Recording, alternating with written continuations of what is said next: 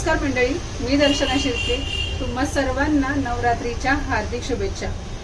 उपवास special episode मध्ये बघणार आहोत राजगिऱ्याची पुरी आणि बटाट्याची भाजी.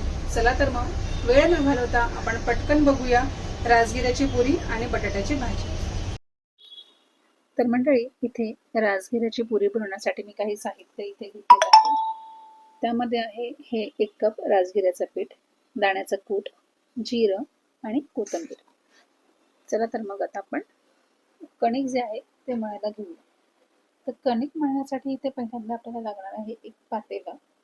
या पातेल्यामध्ये मी ऍड करणार आहे हे 1 कप राजगिऱ्याचं पीठ. त्यानंतर यामध्ये ऍड करायचं आहे 1 चमचा दाण्याचं कूट, थोडीशी कोथिंबीर,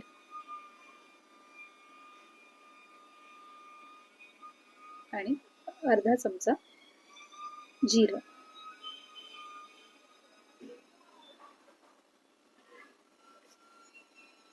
तर मंडळी, राजगिऱ्याचं पीठ जे आहे हे थोडंसं चिकट असतं आणि म्हणून त्यामध्ये बटाटा घातला की पुऱ्या अगदी छान लाटता येतात.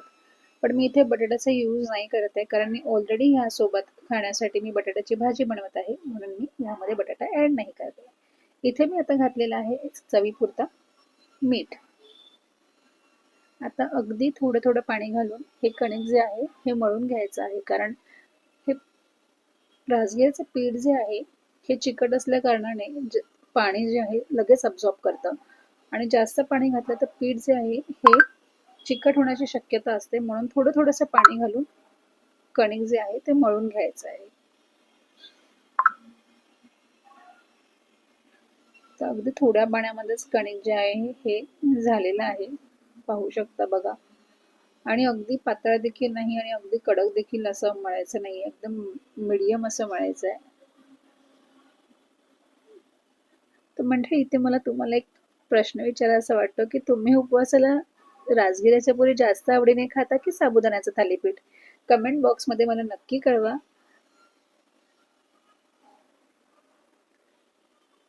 हे पीठ जे आहे ना मंडळी, हे चिकट असल्या कारणाने लाटताना जे आहे पुऱ्या लाटताना फाटू शकतं. म्हणून तुम्ही काय करू शकता, लाटताना एक प्लास्टिकची शीट किंवा केळीच्या पानाचा वापर करू शकता, जेणेकरून पुऱ्या लाटताना फाटत नाहीत. पण मी इथे लाटणार नाहीये, कारण माझ्याकडे पुरी प्रेसर आहे. त्यामुळे मी पुरी प्रेसरच्या सहाय्याने मी पुऱ्या ज्या आहेत ते त्यातून त्याची मदत घेऊन मी आपण पुरी प्रेस करून घेणार आहोत. तर इथे मी थोडासा हलका तेलाचा हात लावलेला आहे आणि ह्याला मी 5 मिनिटं जे आहे ते रेस्ट करायला ठेवणार आहे. आणि 5 मिनिटांचा रेस्ट करून झाला की आपण पुरी बनवण्यासाठी रेडी.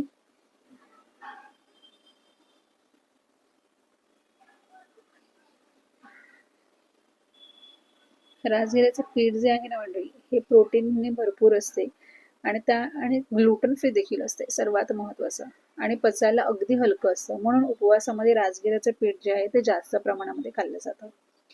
इथे पीठ जे आहे हे मी 5 मिनिटासाठी रेस्ट करायला ठेवलेलं होतं. आता त्याचे छोटे छोटे असे पेढे जे आहेत मी बनवून ठेवलेले आहेत. आणि इथे माझ्याकडे एक तेलाची बॅग होती, ती मी घेतलेली आहे. त्याला ऑइल ऑलरेडी आहेच, पण जर ही बॅग तुमच्याकडे सुकी असेल तर तुम्ही त्याला तेलाचा किंवा पाण्याचा हात जे आहे ते लावून घेऊ शकता. तर पाहू शकता इथे मी छोटे छोटे 6 असे पेढे जे आहेत हे करून घेतलेले आहेत. त्याला आता हे मी पुरी प्रेसरच्या सहाय्याने पुरी प्रेस करून घेणार आहे. आणि पुरी जी आहे ती अगदी जास्त प्रेशरनी तिला दाबायचं नाहीये, जेणेकरून ती पातळ होईल. पातळ झाली तर ऑब्व्हियसली पुरी फुगणार नाही. तर त्याला असं थोडंसं थिक ठेवायचं आहे, अगदी जाड नाही, अगदी पातळ नाही. तर अशा पद्धतीने मी बाकीच्या पुऱ्या ज्या आहेत त्या देखील मी पुरी प्रेसरच्या सहाय्याने करून घेते. तर मला इथे सांगावंसं वाटतं, जे आपण 1 कप राजगिऱ्याचं पीठ घेतलं होतं तर त्यामध्ये 6 जे आहेत ते मी पेढे करून ठेवलेले होते, आणि 6 पुऱ्या म्हणजे आपल्या 1 कप मध्ये 6 पुऱ्या ज्या आहेत त्या झालेल्या आहेत. तुम्हाला माहित आहे का मंडळी, माझ्या घरी नवरात्रीमध्ये रोज राजगिऱ्याची पुरी करतात. म्हणजे मुलीला तर माझ्या फार आवडतेच, पण उपवासासाठी असली ना तरी खायला कधीच कंटाळा येत नाही. त्यामुळे ही पुरी जी आहे ही नवरात्रामध्ये नेहमीच बनली जाते. तुमच्या घरी नवरात्रामध्ये सर्वात जास्त पदार्थ कोणता बनतो हे कमेंट बॉक्स मध्ये मला कळवा.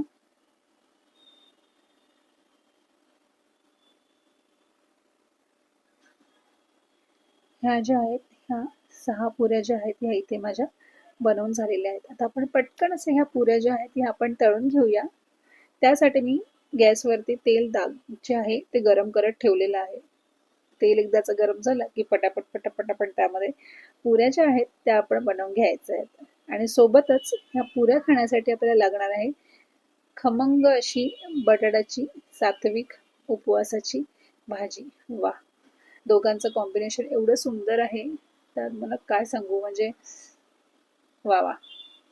तर इथे तेल जे आहे हे गरम करत ठेवलेलं होतं आणि तेल गरम झालेलं आहे. पण आता आपण चेक कसं करणार, तर घाबरू नका. त्यासाठी मी इकडे अगदी छोटासा कणकाचा गोळा जो आहे तो मी ठेवला होता, पाहू शकता.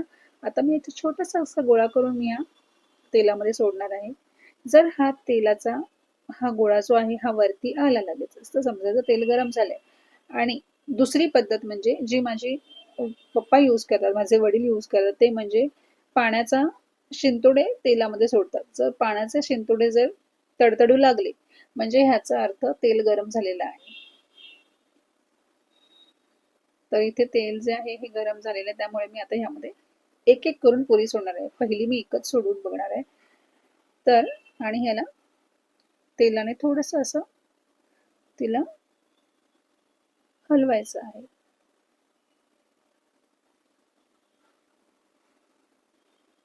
छान अशी ही पुरी जी आहे ही फुलणार आहे, पाहू शकता. अशी टम्म अशी फुगलेली आहे ही पुरी. आणि तिला एका बाजूनी फ्राय झाल्याशिवाय दुसऱ्या बाजूला परतवायचं नाहीये. त्यामुळे लक्षात ठेवा, तेल गरम जेव्हा होत असेल, जेव्हा तेल अगदी गरम झालेलं असेल त्यावेळेसच पुरी सोडायची. आणि एका बाजूने चांगली फ्राय झाली म्हणजे गोल्डन ब्राऊन झाली की नंतर मग तिला दुसऱ्या बाजूला परतवायचं. तर आता ही एका बाजूने गोल्डन ब्राऊन झाल्यानंतर मी तिला दुसऱ्या बाजूला परतवलेली आहे. आणि मला असं वाटतं की अजून 1-2 पुऱ्या ह्या जागेमध्ये राहू शकतात, म्हणून मी काय करणार आहे, आता दुसरी पुरी देखील मी यामध्ये सोडणार आहे, जेणेकरून आपली पटकन अशी पुरी रेडी होईल आणि आपण बटाट्याच्या भाजीकडे वळू शकू.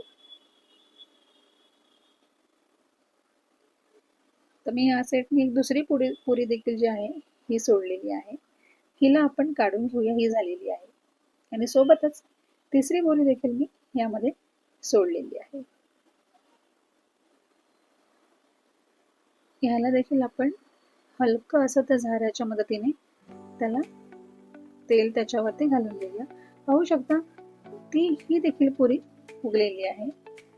आणि ह्या पुरीला थोडस नाही फुगली, पण काही हरकत नाही मंडळी. चव तर दोघांची अप्रतिमच लागणार आहे, फुललेल्या पुरीची देखील आणि न फुललेल्या पुरीची देखील. तर त्याची काळजी करू नका. जर पुरी फुगत नसेल तर काही हरकत नाही, चव अप्रतिमच असणार, त्यात काहीच डाऊट नाही. तर मला असं वाटलं की तिसरी पुरी देखील आपण घालून घ्यावी, कारण थोडा आपला टाइम वाचतो आणि जागा देखील आहे. आणि त्या कढईमध्ये 3 पुऱ्या सहजपणे येतात.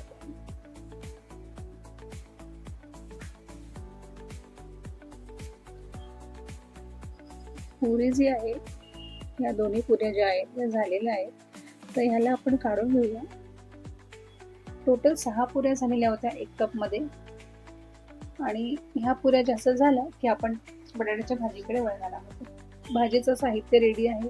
मी एका साईडला हे काम करता करता मी दुसऱ्या साईडला भाजीचं साहित्य मी रेडी करून ठेवलं होतं. म्हणजेच बटाटे सोलून तिला फोडून ठेवली होती, किंवा बाकीचं त्यासाठी लागणारं जे साहित्य आहे ते मी गोळा करून ठेवलं होतं, जेणेकरून आपला टाइम वाचेल आणि आपण पटकन असं बनवू शकतो.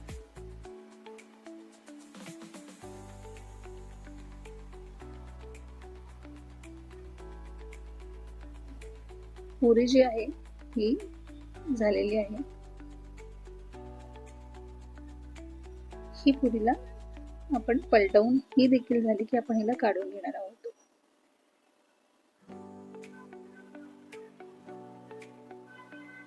तर मंडळी, ह्या पुरीची रेसिपी तुम्हाला कशी वाटते हे मला तुम्ही कमेंट बॉक्स मध्ये सांगा. तुम्हाला ह्यामध्ये काय चेंजेस करायचे ते सांगा. आणि त्याच्याच व्यतिरिक्त तुम्ही या नवरात्राच्या उपवासामध्ये तुमच्या घरी कोणते कोणते पदार्थ बनतात किंवा काय काय खाल्लं जातं हे देखील तुम्ही मला कळवा. तर इथे आपल्या पुऱ्या ज्या आहेत ह्या बनवून रेडी आहेत. ह्या पुऱ्या जशा झाल्या की आपण करणार आहोत सात्विक पौष्टिक अशी फराळी उपवासाची बटाट्याची भाजी।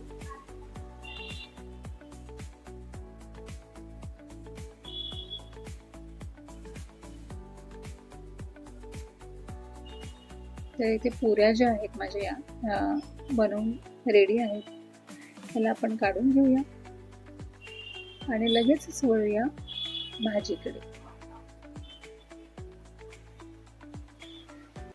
तर इथे बटाट्याची भाजी बनवण्यासाठी मी एक पॅन गरम करत ठेवलेला आहे। आता हा पॅन गरम झाला की त्यामध्ये 1 चमचा तेल आणि 1 चमचा तूप घालायचं। तुम्ही तेल स्किप करून तुम्ही ह्यामध्ये फक्त तूप देखील घालू शकता। मी दोन्ही 1-1 चमचा सिमिलर क्वांटिटी मध्ये यूज केलेला आहे। तेल जसं गरम झालं की त्यामध्ये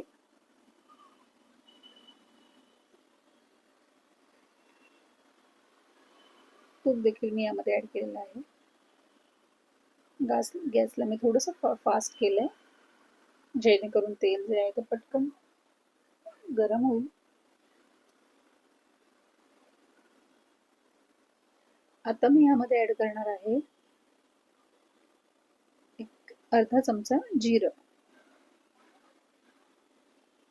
जिरं चांगलं तडतडलं की त्यामध्ये आपण याला ऍड करायचं आहे मिरची आणि कढीपत्ता। जिरं जे आहे हे तडतडू लागलेलं आहे। आता यामध्ये मी ऍड करणार आहे ही बारीक चिरलेली मिरची।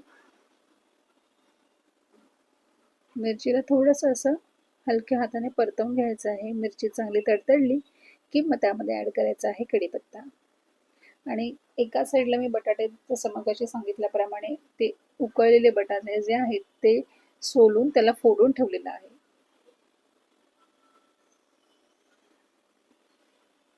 आता इथे कढीपत्ता ऍड केलेला आहे। तर मंडळी तुम्हाला सांगू का, ही उपवासाची बटाट्याची भाजी जी आहे ना, ही दह्यासोबत खूप छानच लागते। तुम्ही कशासोबत ही भाजी खाता हे मला कमेंटमध्ये नक्की कळवा। ही बटाट्याची भाजी तुम्ही पोळीसोबत खाता की दह्यासोबत खाता? तर इथे हे बटाटे सोलून घेतलेले फोडून घेतलेले आहेत, हे मी ह्यामध्ये ऍड करणार आहे। थोडेसे असे चंक्स राहिलेले आहेत ते देखील मी स्पॅच्युलाच्या सहाय्याने त्याला फोडून घेणार आहे।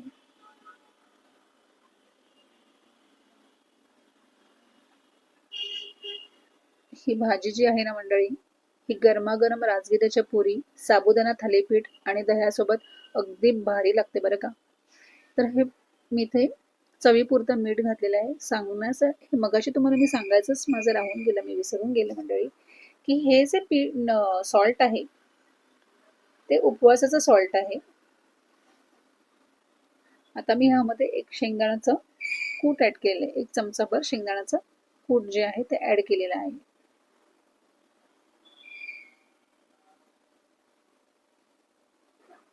तर मंडळी ही उपवासाची भाजी तुम्हाला कशी वाटली हे मला कळवा।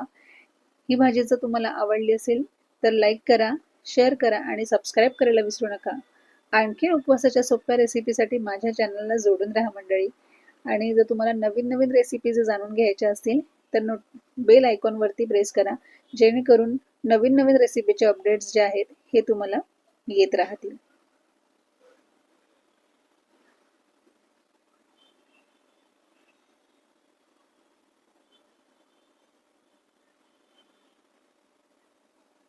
तुम्ही मंडळी उपवासामध्ये राजगिऱ्याच्या पुरी जास्त बनवता, साबुदाण्याची खिचडी जास्त बनवता हे नक्की मला कळवा।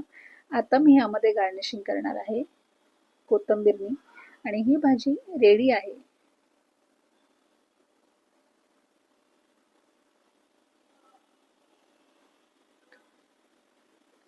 भाजी बनवून झालेली आहे।